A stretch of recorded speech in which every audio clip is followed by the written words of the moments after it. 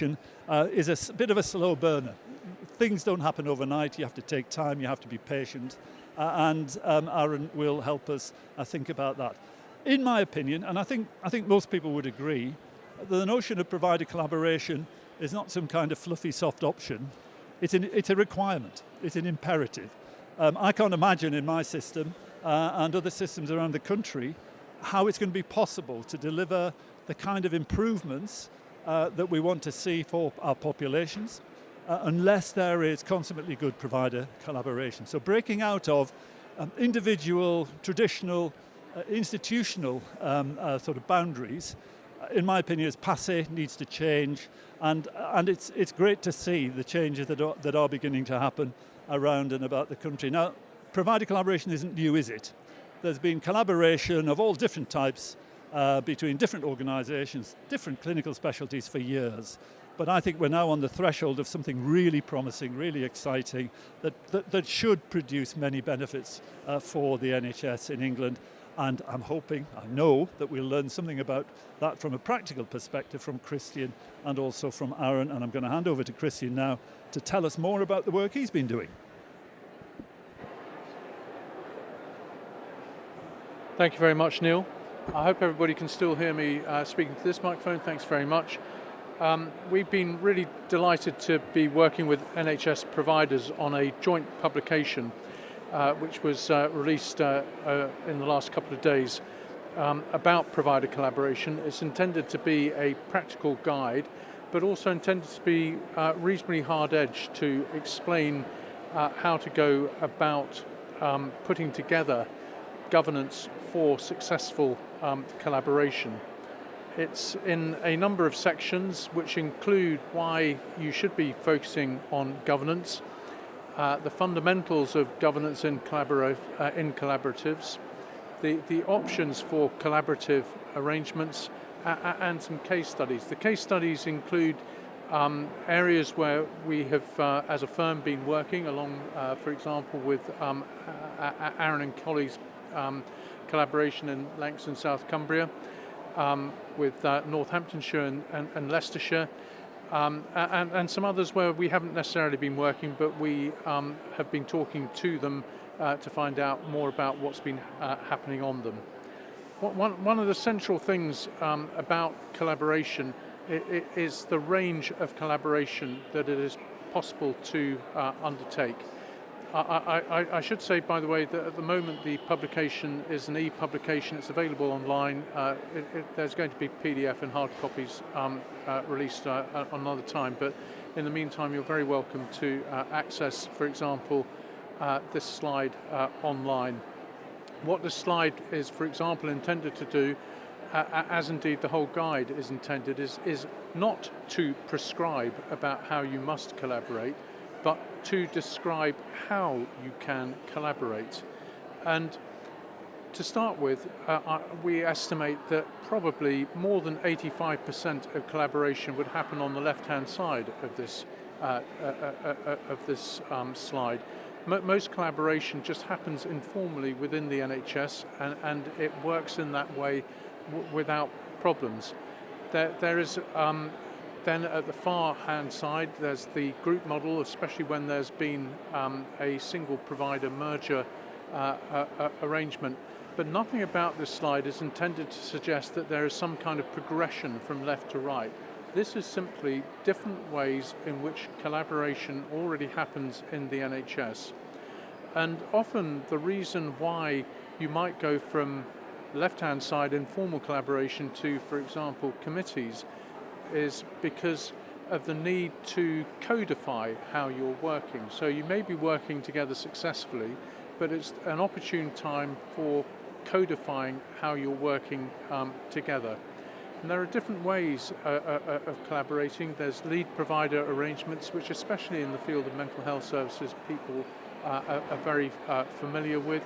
But there are joint committees of the type that Aaron leads in Lancashire and South Cumbria, where providers come together to work on big projects, but they are individual projects, but they are large-scale projects where people need to have some formality because of the type of decision-making that is necessary. And often the reason for codifying is to make sure that that decision-making framework is clear so that lawful decisions can be made, not just lawful decisions made, but lawful decisions that will stick. Because often one of the big problems is making decisions that people, when they come out of the room, go back to home and say, this is what was decided, and the rest of the time between then and the next meeting is about how to undo a decision that was made. So it's about making decisions that stick. So that's really just a brief introduction to the publication. Please do read it. We think it is a really great publication, and we hope will add enormous value to the work that is being done in the NHS around collaboration. Thanks, Neil. Thanks very much indeed, Christian. Now I'm going to hand over to Aaron. Bear in mind my comment earlier that Aaron's system is one which has been thinking about collaboration and collaborative arrangements for some time. And remember, I said his predecessor came and presented here a year ago and told us about some of the early steps that were being taken. Much has happened since then, I guess, Aaron, but tell us about your experiences so far. Yeah, thanks, Neil. If it's okay, I'll stand up. It feels a bit weird, kind of sitting down and not seeing people's faces. So, as Neil said, Aaron Cummins, Chief Exec at University Hospitals Morecambe Bay, also the lead Chief Exec now for the Lancashire and South Cumbria Provider Collaborative. So the collaborative journey for the providers in our patch started pre-pandemic. It was around 2016-17, actually with some chairmanship and input from Sir David Dalton and latterly David Florey to talk about how our system could resolve some of its long-standing issues on performance, quality, finance, so ahead of any of the new Act or any of the requirements to belong to collaboratives. And the relationships built through that early conversation about working more closely together have stood the test of the pandemic and the change in the Act, and something now that's a little more structured, albeit all the chief execs now around that table and chairs are different to the group that started that conversation. I think from our perspective, the pandemic and those relationships really brought home what the value of working more closely together could bring, whether that was on mutual aid, procurement, having a more peripatetic workforce available to work across providers where necessary. So as we came out the pandemic and the Act landed, there was a very permissive environment in our patch with the chairs and chief executives to say, we don't want to lose that. There was lots of going back to business as usual and unpicking some of the way of working as providers and in systems through the pandemic that we didn't want to lose, but recognised there needed to be more structure to the decision making that we'd seen in the pandemic. So we took a decision then to work with Christian and the team to think about our options to say, well, okay, why work more closely together? What is it that we can't do separately that we need to start to think about doing together? And when you look at the balanced scorecard or the dashboards at any of the providers, none of us were performing particularly well. Still not there, so don't take anything I'm saying as a magic kind of bullet of delivering financial sustainability and improved performance. But it was clear that things like working together on clinical strategy and clinical configuration, to take a real hard view about duplication and how many of our services are replicated when they don't need to be, like our central services, and jumping on the back of things like mutual aid and elective recovery for things like sharing waiting lists and moving activity and demand around the system where capacity featured. They're all things that we've built over the last 2 years. And to Neil's point, you know, what is it that's changed in the last 12 months? Well, in order to put our money where our mouth was, we had to lock in, you know, to make decisions stick in the way that that Christian articulated. Too many times we'd seen opportunities to work together where there was good conversations, a good proposal, but it just became too difficult to get to respective boards or to get commissioning kind of decisions to support. So looking at the way the ICB and the ICSs have developed with a single commissioning function, we wanted to make sure that there was a single provider voice on things like clinical strategy, clinical delivery or workforce change that ordinarily would have needed commissioning input from 8 CCGs in our patch, for example. So we decided to move to a joint committee model. We went through the whole left to right model as to what's right for us. Everyone stopped short of merger and acquisitions, rightly I think, because it's distracting and expensive and hasn't got a great track record of improvement. But we chose to go for a joint committee, not a committees in common, with a clear mandate. So it's chairs and chief executives of that joint committee. We have a time-nominated chair, that's Mike Thomas, my chair at Morecambe Bay. We have a nominations process for the lead chief executive for the provider. I was successful in that nominations process. So it's quite a structured and formal way of working. And each of the boards have given a mandate to that joint committee with very fixed parameters of programmes of work for decisions. And where decisions made at the joint committee, it locks boards in. It doesn't go back to boards for a check-in. It doesn't have a pre-board paper to say, do we approve? But there's a way of locking it in. So the last 12 months since Kevin was here, that joint committee has been established and has made decisions like a collaborative bank or a target operating model for central services. So we're able now to start to build some real examples of what difference that's likely to make in the future. Now, it doesn't mean that we don't suck our teeth on some decisions. It doesn't mean that there's conversations that need to be had before joint committee work gets done. It isn't a nirvana state that resolves decades worth of competition and different legislative frameworks, but it's beginning to have an impact in Lancashire and South Cumbria, and happy to kind of share any more of that or take any questions later in the session. Yeah. Thanks very much indeed, Aaron.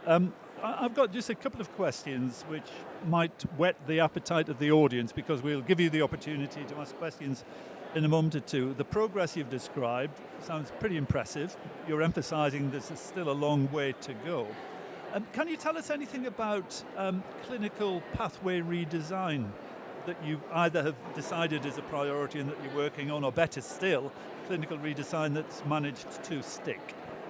Yeah, it's a great question, Neil. So we've got a workshop on Friday, fortuitously, which brings together chief medical officers, chief operating officers, chief nurses with chief execs and colleagues from the ICB and our new hospitals programme, designed to take a programme of work that's been in flight for 12 months to some decision making.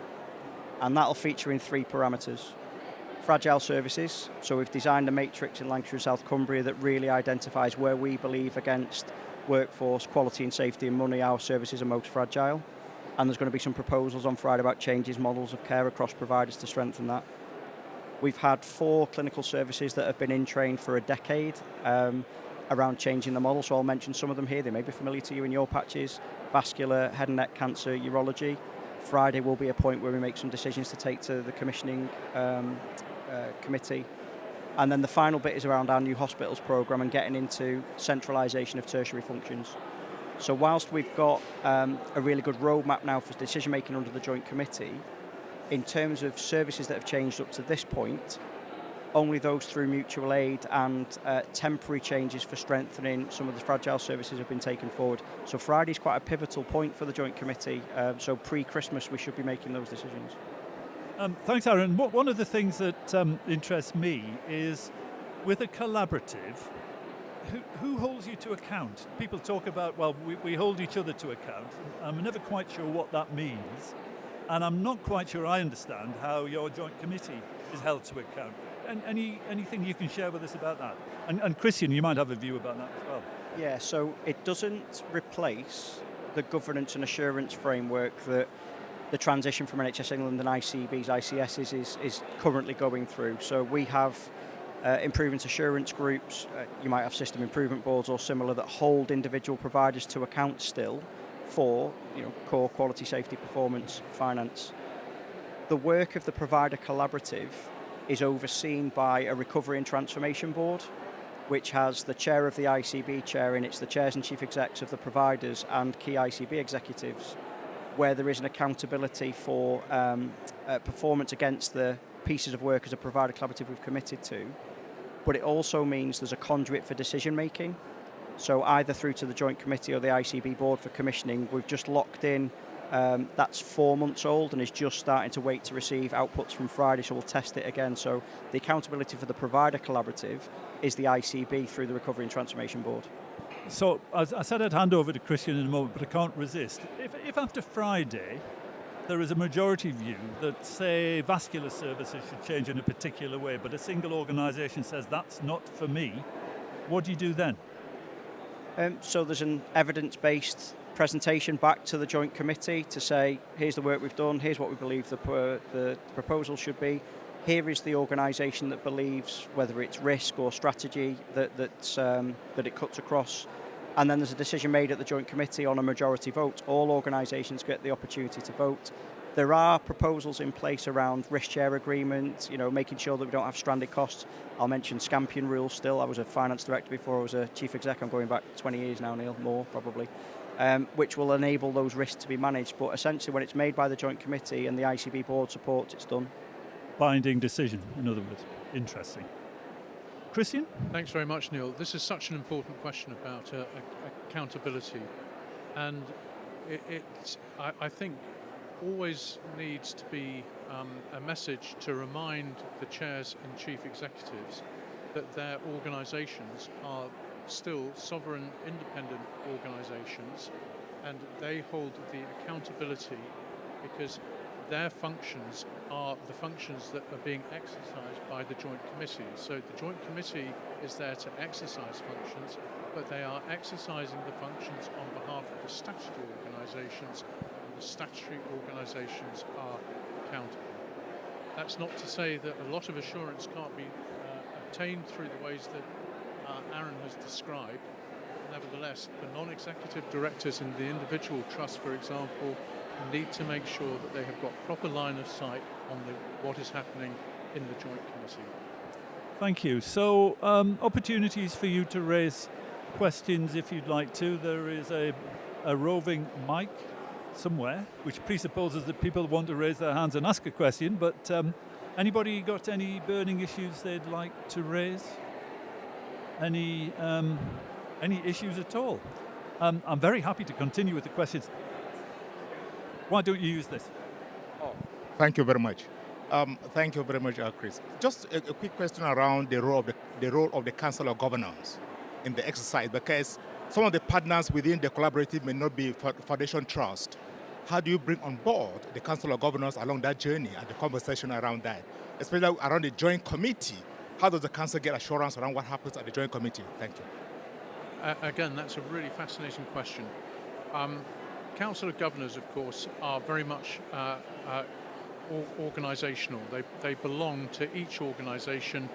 It's not possible to have joint arrangements between different trusts as to how their councils of governors function.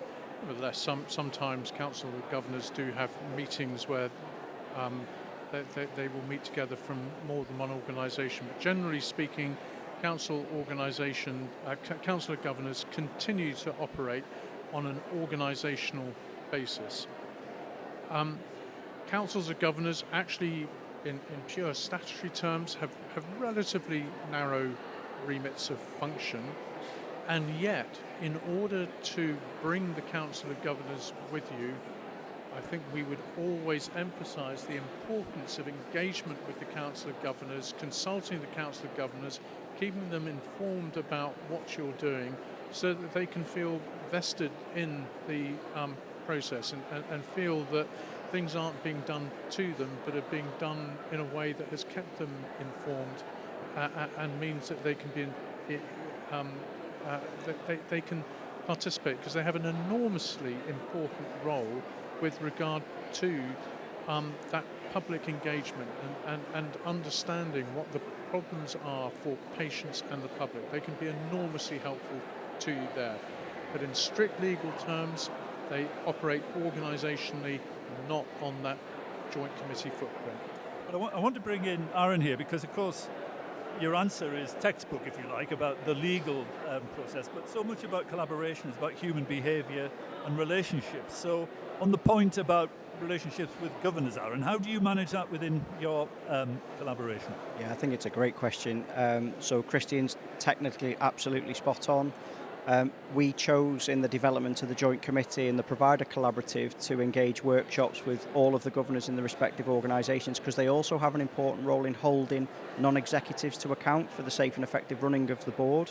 So if the board is taking decisions to delegate authority into a Joint Committee, rightly the governors want to know in what areas, what's the impact of the organisation, how will the NEDs maintain good oversight of the assurance that they're responsible for quality and safety. So again, whilst there isn't a statutory role for governors to agree or act in that manner, we chose to engage in the governors in that way. And, as a precursor potentially to some, in our patch we've got 2 trusts in the new hospitals programme. Significant transactions will require governor input. but a lot of the work of the Joint Committee is going to be used to inform the design and construct and how those new hospitals will operate. So we took the opportunity to do that. It stood us in really good stead because we've come up with some difficult conversations with governors then really clear on, I guess, the reason we're doing it, what the risks are and how it'll be managed, and I'd encourage anyone going that provider collaborative journey to engage with governors. Thank you very much. David, you want to come in? Lovely, thank you, Neil.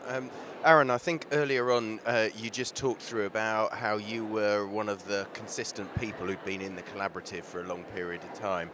And I just wondered if you wanted to come back to how important it's been about sharing the vision with people as they come in, and the importance of coming back round to that to make sure everybody understands where they're going and ways forward. Because I think my view is people will keep changing, and actually we do need to keep coming back to why are we here, what are we looking at trying to do. Another great question. So I'm 10 years in our system. January, I was the Deputy Chief Exec, but also part of the working group that set the original collaborative board up. The way that we've set ourselves up and the engagement and communications around the work of the collaborative means that because boards are signed up to, the internal arrangements of each trust now recognises the PCB, the Provider Collaborative, as a brand. It recognised key leadership roles in the exec teams and senior leadership teams in programmes of work. So it's established more of a normal business as usual working arrangement on lots of platforms, not just the key programmes where we've got joint committee delegation. But the way that we're kind of making sure that that ethos and that culture continues starts at the adverts for new roles. It's part of the stakeholder engagement and kind of board engagement with any potential new colleagues coming into the system. You know, Silas joins us from Wrightington, Wigan and Lee into Lancashire Teaching. It was a big part of Silas's recruitment process to engage. I had a good session with Silas about that. So the risk then of somebody coming in saying, I just fancy ploughing my own path, it's not allowable. It's locked in the recruitment process and the kind of job descriptions and the expectations at board level. Thank you. Any more questions that people wish to raise? Here's a question. Thanks. Daniel Sheffer from Liverpool University Hospitals. I'm just interested, Aaron, I suppose, in terms of the collaborative, what actually benefits have you delivered for your local populations? Because I suppose a lot of the talk around collaboratives and collaborative working has been about systems and structures and the legal frameworks behind it. But actually there is a reason why you're doing a collaborative, ultimately to improve the health of your local population. So I'm just quite interested in, have you got any tangible benefits that you've delivered? Yeah, it's a great question again, Dan. So I think if you look at the dashboards of each of the respective providers over the last 18 months, they have largely improved on both quality, safety, performance and finance stability. We've seen soft ratings in respective providers improve. LSCFT are putting an application in for theirs. We moved into our next highest level soft rating in September. And we can start to see things like, you know, the tiering system for performance for cancer. 2 of our providers were in the lowest tier for that 8-10 months ago. The mutual aid and working together to deliver, you know, capacity where it was needed for that demand means now they're not in that tier anymore. So very definitively, you can see access to service, waiting time reductions and recovery actions in areas where we weren't performing very well, delivering more effectively as a result of the joint arrangements we've got as a provider collaborative. I think we're on the cusp of those, I'm going to call them kind of step change decisions. So the target operating model for central services is quite exciting on a transformation of HR and digital and procurement. I think the strategic discussion on Friday about a clinical model change to stop the fragile services. Some of the waiting times we've got for restorative dentistry and dermatology is eye-watering, but we think there's a route through solving that issue together. So again, if there's an ask to come back in 12 months, I'd want to talk again about how those things have moved. But at the moment, it's more in the tiering, performance, the stability, I guess, of the recovery work is the thing that would point to our communities and colleagues working more effectively most recently. Thanks, Aaron. Did you want to say something, Christian? I think this is the really exciting opportunity for collaboratives. It's a means of improving clinical outcomes. And it sounds like you're on the cusp of that, and we know of other places who similarly or redesigning care pathways with a view in mind of how to improve clinical outcomes. It'd be great to see how that work progresses. I've probably got time for one more question if there is one. Yes. Thanks very much. So just thinking about that table with the different arrangements, I guess my question is, how would you know if you're in the right category? And do you have a plan or approach to kind of review in 6 months and a year and say, oh, maybe we want to shift or we're not quite in the right arrangement? Do you have like a set of measures maybe to guide you with that? How are you thinking about, I know it's not a continuing progressing, but how would you know if you've got it right or wrong? So yes, there is an option to review the effectiveness of the arrangements, which we've said we'll do at every reporting cycle, and the ultimate measure will be, has the work plan been delivered as we set out at the start of the year? Of the key decisions we said we were going to make, have they been made effectively? And are we leading to those outcome changes that we said we wanted to shift? So whether that's financial recovery improvements or the performance, quality and safety metrics, they're the ultimate measures. For us, I think, it's 5 providers. It's a relatively simple patch in terms of the landscape. There is always a natural question of more shared leadership and coming together with executive functional leadership. We've just developed one of our director of estates now is the director of estates across 3 of those providers. Our director of procurement is the director of procurement across 4 of the providers. So we are just starting to explore more effectively now what does a executive functional leadership model look like. That's not in the joint committee auspices, that's in the kind of how are we operating effectively to lead to those decisions. And I think there will always be a question of at what point do you consider a single leadership group or a single management board for the structure, and we're not there yet, but it's something we'll keep on the agenda because ultimately the accountability is on the asks that we've got from our communities. And to Neil's point, I think sometimes organisations and structures get in the way of that, and we need to keep that as a live conversation. Christian?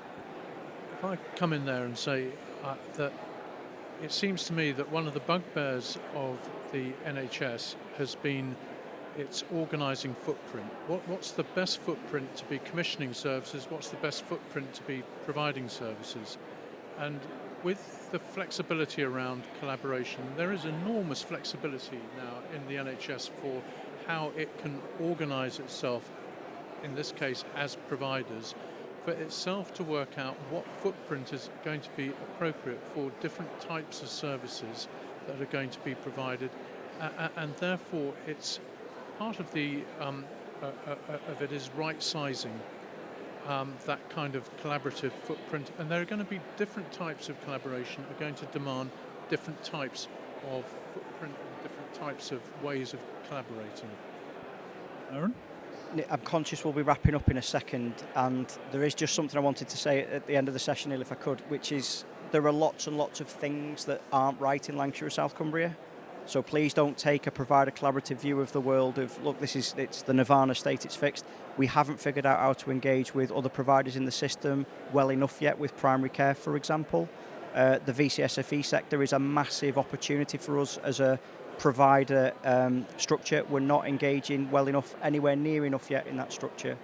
The ICB and ICS is at a rudimentary stage of exploring its joint commissioning kind of responsibilities. We're going to test that, but we don't know how effectively that will work. So, for a system to work effectively, Neil, PCB, provider collaboratives, are a big part of that. But there are lots of other areas we need to continue to explore in Lancashire and South Cumbria that we haven't got right yet. And I was going to wrap up, but I can't resist, because what you've done is put your finger on a really important point. That is the definition of a provider, in a sense. And just a question, what about local government as providers? And have you done much thinking yet about the relationship between the collaborative and place-based partnerships? Yeah, so our places are in a reasonable state of maturity. A number of our areas were part of the new models of care and the kind of Vanguard programme going back to 2015 now. So some of those ways of working with integrated care communities in each of the patches, I don't think we could get in the way of that development if we tried. No part of structure is going to change the relationships that are built with communities, primary care, GPs, etc. But the mandate needs to be clearer, and the resource needs to start to flow more towards places to enable the longer term ambitions of systems like population health improvement, health inequalities being kind of bridged. That won't be done through an acute or a community provider. And I think local authorities, I was having a chat with a colleague just before our session, Neil. we're engaging with local authorities at too clumsy and rudimentary a language. It's generally when we need help, it's on discharge support, it's on fragility in social care and the residential care market. But if we think about system ambitions where housing and education and transport play a huge part in some of the drivers of deficits of care, I think we need to get on with brokering what a more productive conversation with local authority colleagues looks like at system level. Brilliant. A really good description from both of you about aspects of provider collaboration, and the best of luck, Aaron, with you and your colleagues in the journey that you've started. In terms of holding to account, come and join us again in a year's time and tell us what you've actually delivered. That would be really interesting. Delighted to, thank you. So just a few words to conclude, if I may. There is no blueprint. There's a matrix, and there are different aspects of that matrix. And therefore, people have flexibility. What I think, I said it in my introductory remarks, is absolutely a red line. Provider collaboration, to use the word of the conference, there it is vital. It cannot be optional. We have to find ways of maximising that opportunity. Julian Hartley, in the preface to the book, the pamphlet that Christian mentioned earlier, I'll read it because it's a brief quotation. He said, "The story of collaboration is one of optimism." And I agree with him about that. We've heard a lot from Aaron about some of the exciting things that are happening in his patch. And I suppose my cri de coeur, as always, governance is a tremendously important enabler, but we must not allow ourselves to become slaves purely to governance. That would suggest that would be at the cost of relationships and behaviours which require, in my opinion, even more attention than some of the technical aspects that we've heard about today. But thank you all very much indeed for your contributions and your time. Let's give our two speakers a round of applause. Thank you.